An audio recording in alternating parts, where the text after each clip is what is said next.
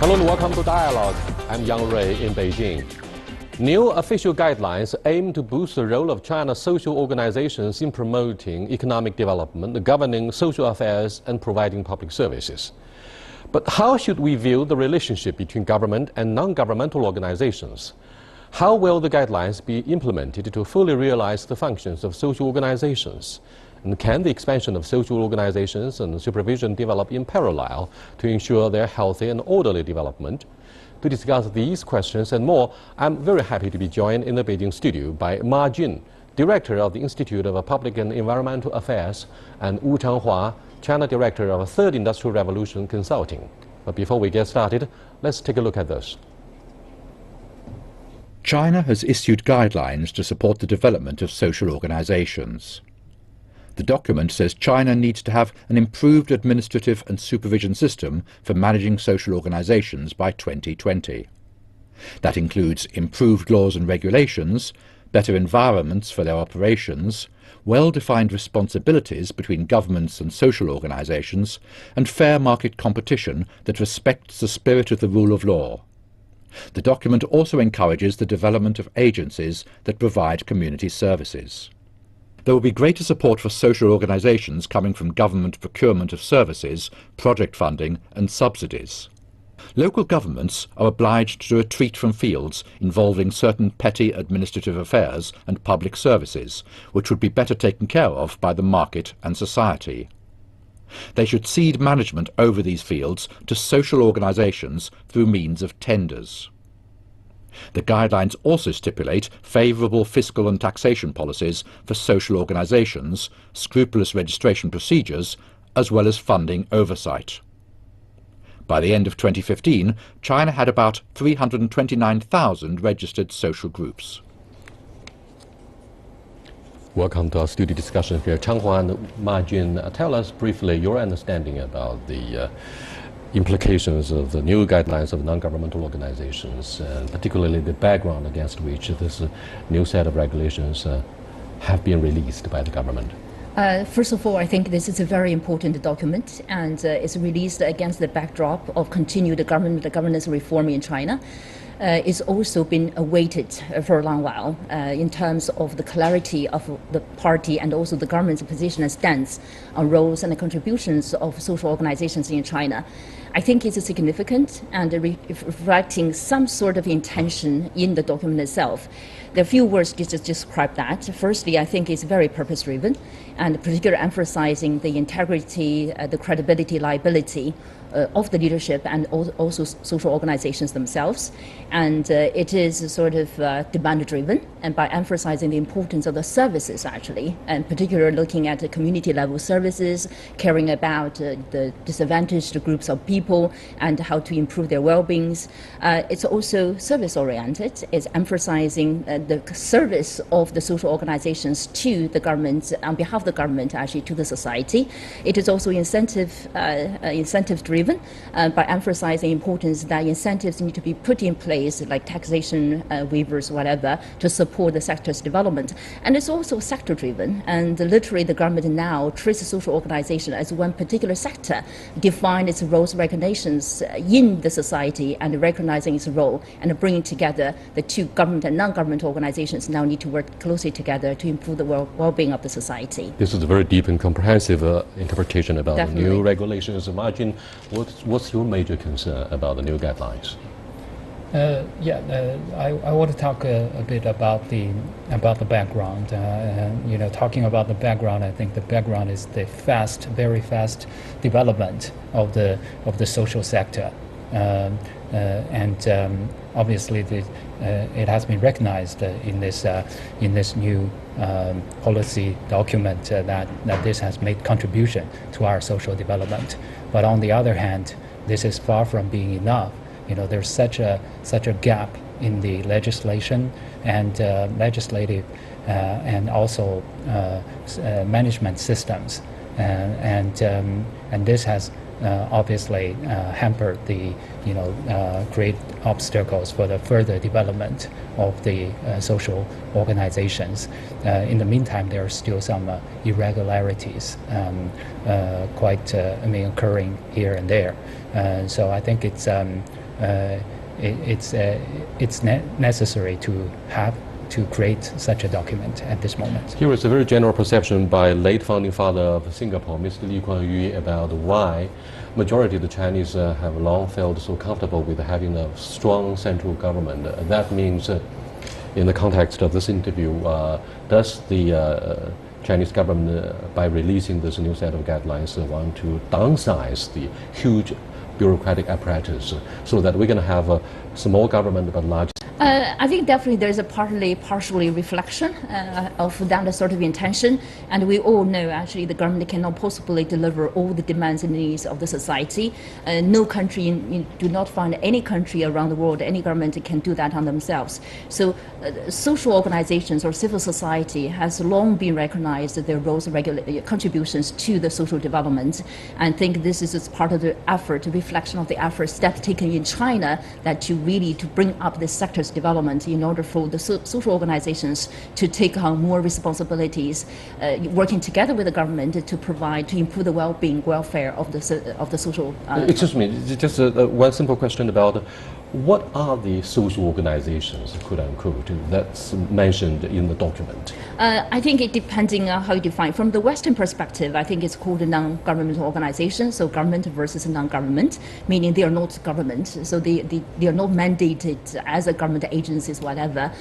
From the Western perspective, actually, there's another term called civil society, meaning, if you are not government, you are supposed to keep a certain level of independence, objectivity, you provide services, but most importantly also actually you need to play a watchdog kind of role. You need to watch, not only watching the government, but also watching companies, corporation world there as well, make sure they all comply with the laws, regulations there. In the meantime, actually they can provide the services, for instance, thought leadership, they can provide the professional advisories to government, to companies, and in cases of natural disasters, they come to the rescue. So there are many kinds of roles already experienced or witnessed in other parts of the world. Imagine, given the enormous influence of the Chinese economic expansion, as well as the enormous influence of China's political might, we are after all one of the P5 of the UN Security Council, so there are many overseas observers who follow very closely social development in China, and the release of this new regulation would of course capture their attention. Tang Hua put her finger on a very interesting point as to what is called a civil society by the West. The Chinese, particularly the officials, would not accept our society, however modern it could be, a civil society. And therefore, the Western criticism about the so-called crackdown on NGO, particularly overseas NGOs, would be justified from their perspective. But the Chinese officials say no. The Chinese society is not a civil society.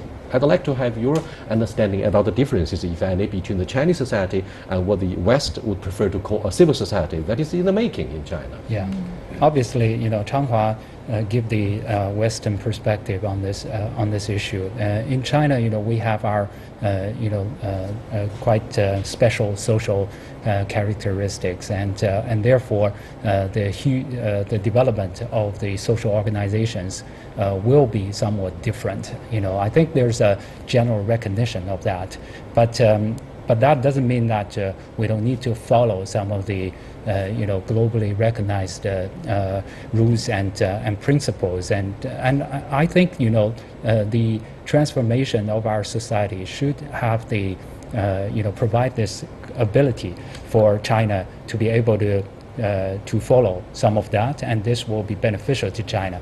I want to quote this document. The Chinese Chinese category of this social organizations. There are three types. One is it's called social associations. Basically, those trade unions and those research institute and also those membership type of societies. And then the second type is called social non-enterprise institutions, and these are those who provide all this social service, including those private schools and trainings, and including organizations like ours, the environmental groups. And the third type is foundation. This are, I think all these are, in theory rather similar, but I think it's the devil is in the details. Obviously, in the Western perspective, they could be totally independent, and the stakeholders could gaming with each other. But in China, I think it's more. There's more talk about forming a kind of a membership. Partnership. It's more about falling to this big concept of governance. How powerful is the Ministry of Civil Affairs, which is supposed to be a watchdog? Very, very powerful. And I think. What would happen if you fail to get registered with the local Civil Affairs Bureau? Then your organization is declared illegal. In theory, you're illegal. Basically, you could lose all your, ability, capacity to operate in a legal way, to receive funding, for example, to conduct all kind of activities. There will be problems. Can I just add one point there? I think that there are a lot of delicacies actually in this document, and part of the reason why independence becomes so important is the social innovation. So government can play its role, whatever the mandate actually. Innovation in many cases comes from the social organization or civil society there. If you control too tightly, or that could potentially hamper the sort of innovation. And the West prefers to describe this as an effort to stifle the development of the civil society. Is that a kind of exaggeration? I think it might be too early to tell at this moment. Now we have a guideline document on the table, and we'll see how that's going to be implemented. I think after a while, in a few months or years, whatever, I think depending how it's implemented in reality, we'll be able to comment actually how effective, what kind of role this document can really play. That could be told actually later. A look at the list of overseas concerns about the release of the new document, you're going to quickly discover they are not sure as to why the Chinese authorities have been so concerned with overseas funding for the social organizations. Margin. I think all this, as we can, as you probably can understand, all this started not from China. It's actually this round of restriction of foreign or overseas, foreign organizations, social organizations, started in Russia and then extended to Iran, to even India. The concern is that they play some sort of political role in those, in meddling with the local politics, and we should recognize that even in America, if you are properly registered and get the tax exemption status, the organization, the charity organization, will not be allowed to involve in, for example, the lobby, political lobby, and those type of activities. You should try to be, out of that. You can do some advocacy on issues like, medical and labor, some sort of policies, but you should not be deeply involved in all these political activities. But globally, I don't think there's still such a kind of clear rules on that. Having said that, I want to stress, there are all these concerns, some of them legitimate concerns over national security. But we have to recognize there are so many groups which are not, a threat to the security. I know quite well about some of the foreign organizations, overseas organizations doing the environmental work in China.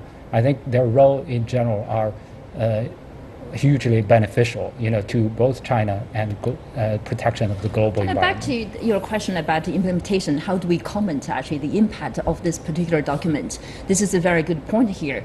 How do you differentiate, right? And even in Western world, and there are laws, regulations, rules you just have, every organization have to follow. So it's not like you're free. Civil society is totally free, you're independent, you do whatever you want. But in the meantime, actually, China is definitely doing the similar thing. I do not see any problem with that at all. But in terms of how do you differentiate different organizations, different funding sources, whether they are beneficial or risky, whatever, that needs to be very carefully sort of charted out, implemented in reality. So I think the differentiation becomes a very important part of the implementation process. How do we make sure when the government implements this particular guideline in reality, how do they make sure they can differentiate different purposes, different agenda? Thank you very much. You are watching Dialogue with Madam Wu Changhua. And on the margin, we're discussing whether the release of a new official document about the performance and behavior of NGOs in China, or what we call social organizations in China, would benefit the role of China during the period of transition, whether this will help improve social governance or not. We'll be back in a short while. Stay with us, please. Welcome back. It seems this new document encourages operation and performance of NGOs in the areas like mentally retarded, the elderly, children, women, retirees, the unemployed, so on and so forth, including migrants from the rural areas. But why do you think the overseas NGOs have been so concerned about being labeled like alleged criminal effect, criminal threat? I mean, do they overreact? I believe there are reasons why there are such concerns existing in reality. As we talked about earlier, so from Western perspective, and as an NGO, you need to keep your independence, right? Objectivity and independence, and that needs to be respected. So with the regulations or policies like the language we're having now here in China, and it does create concerns of those organizations, and whether they're going to be step on something actually they were not sure, and put them at a sort of threat there as well. But in reality, I think the government will be able to dealing with those things very carefully, because when you charge any individual organizations as a criminal, you need to have the laws, regulations in place, make sure you have the evidence. They could be convicted as a sort of criminal. So even though the concerns exist, but in reality, I think that will be very carefully implemented. It seems that most of those observers who follow the release of the new document are happy about the encouraging aspects of those regulations. So what are the preferential policies, particularly with regard to the fiscal and the taxation policies, if any?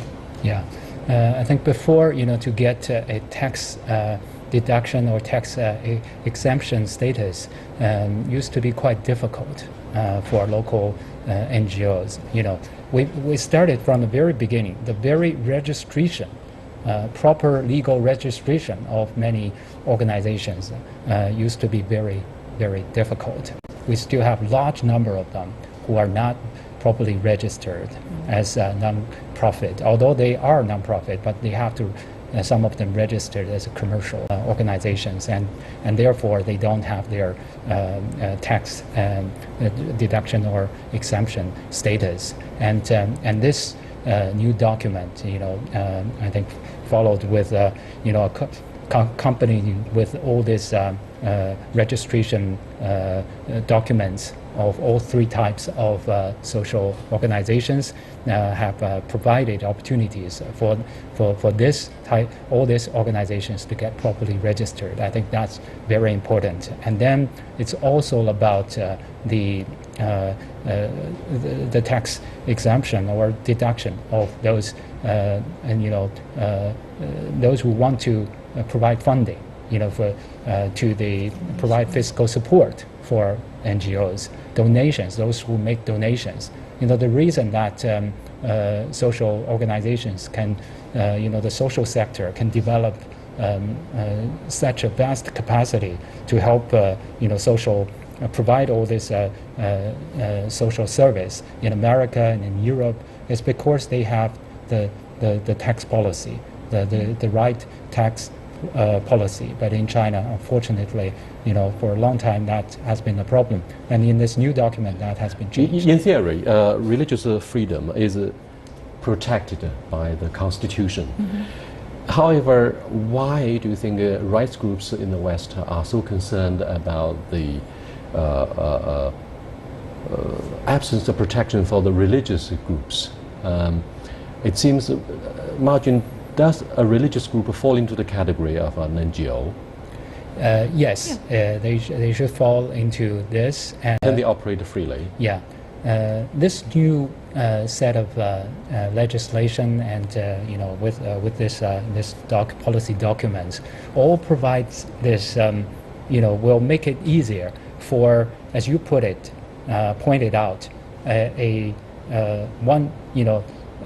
special type of social organizations, those which provide the social service, to help with poverty education training and help those mentally retarded and disabled, and they will get they can now register without finding a oversighting mother, they call mother-in-law department, but for the for those advocacy groups, for those who provide legal relief, legal aid, and including some of the religious group, they still cannot register directly. They still need to find a mother-in-law department, and that means from the very beginning, roads going to be tougher and rougher. The new guidelines aim to promote the place of a party building, the Communist Party of China, and its supervision in the social groups of charters. How do you view the party's role in social organizations and their future development? I think this is unique in the China context, and as I mentioned earlier, this is a really early stage. We have not seen much implementation yet, so we do not know, or we're not sure how things like that will be fully implemented. I have nothing against the party's participation. I think a party, as the sort of the leading party in this country, they need definitely play their due role to contribute to social developments and participating in whatever the activities actually they should. And I believe even today, in many existing social organizations, they have party members, and they've been playing their very important role as expertise, professionals, whatever, contributing to the cause, the mission actually they're committed to. But the role of a party, getting into, say, every NGO, you're required to have this party element. That's a little bit tricky, a little bit delicate. As I said, I do not know at this moment how things like that will be fully implemented. I think back to the guideline, there is a generally preparatory or experimental stage between now and 2020. So we have at least a few years before everything becoming officially implemented, actually fully implemented in this country. So I think that's the time we're going to go through a lot of experimenting with a lot of things in that process. Then we learn through that process so that things will be more effectively implemented. Martin, do you feel comfortable with the presence of a party in the establishment of an NGO or social organization? Yeah, we know that this requirements, and I think it. All the organizations, some of our partners are also waiting to see, how this is going to be implemented. The details, rules have yet to be, coming out. Are you suggesting clearly that during the run-up to a full realization of this establishing the party role in the social organizations, we're going to have enough time to consult with the ruling party about how this will play out, how their role can be properly accepted? I want to clarify one thing, actually. I don't think that's totally new at this moment. I think the development of the social organization, this particular sector, is still progressing. If you look at currently the organizations, different type of organizations already in place, if you have party members, whatever, you need to have this organized activities anyway. So I don't think within the China context is sort of brand new, something added to or imposed on organizations or companies at this moment. Rather, these to a certain extent already exist. But now actually it's clarified that social organizations need to pay attention, right, more attention to have this sort of element. As I said, I'm not sure how that's going to be, fully rolled out, and in the process, I'll be interested to look, expecting that. Well, the idea of NGO or civil society actually comes from the West. That reminds me of what President Obama says about how China is expected to behave in a rule-based world. But then China asks, who writes the rules? President Obama says, of course, it's the US who writes the rules, not China. So when we look at the operations of NGO, from the Western perspective, they would say we have the universal set of ideas and the concepts concerning NGO that comes from the West, which is typical of the Western soil and political institutions. Now in China, it seems from time to time, from the very beginning of our discussion, Changhua and the EU says we need to draw a line, we need to keep a distance from somehow the Western definition of civil society and NGO. Do you think this is a big issue? Yeah, I think, Yang Rui, we don't want to see, the whole policy making get involved in such a kind of political type of mega debate and struggling. I think it's the real issue here is about, when China, our society is trying to modernize ourselves and transform our economy and our society. Will this, the development of social organizations benefit our country? Will this contribute to the transformation of our society? I think absolutely yes. There's an increasing recognition of this. I think we need to recognize that this, publication of this document, and along with other, charity law legislation, all follow this major direction. I think this is highly positive. We need to recognize that in any healthy society, you need to have the government. You need to want to have a powerful government, and then very, capable, private sector, which is, very important to the economy and all this. But in the meantime, you also need, social organizations, because without that, it cannot functioning, as well. The government cannot be omnipotent. But from day one of the founding of the PRC, this central government and the party have long felt comfortable with the concentration of power. Of course, we have increasing appeals for supervision and oversight for the powerful bureaucratic apparatus. But having said this, Changhua, very quickly, we have only 1 minute. Do you think we have a lot to learn from the West in improving the social governance? I do. I think China definitely has already started to look into the Western world about the governance. That's why actually the governance reform has been an ongoing process. You learn, you go up and down, whatever. It is absolutely important. Importance in a way more like respect the rules, regulations, and respect the independence, respect transparency, and the information disclosure. The purpose actually is more like together the players of the society to create a healthy and dynamic, development sort of country. Thank you very much for your insightful comments on social evolution in China. With that, we come to the end of this edition of Dialogue. I'll see you next time. Goodbye.